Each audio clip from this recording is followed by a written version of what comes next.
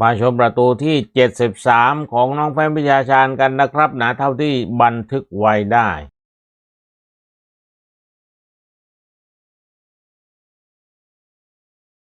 น้องชนะสอนส่งให้น้องจตุพ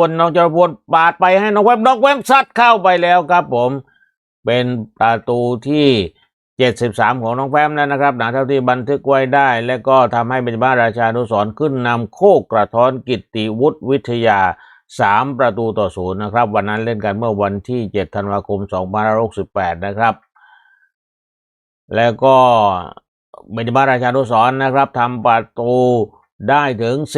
14-0นะครับนะวันนั้นและลูกนี้เป็นลูกที่3ที่น้องแฟมทำประตูให้กับทีมเบญจมาศราชานุสรณ์ในวันนั้นนะครับแล้วก็เป็นประตูที่73ของน้องแฟมเท่าที่บันทึกไว้ได้ครับผม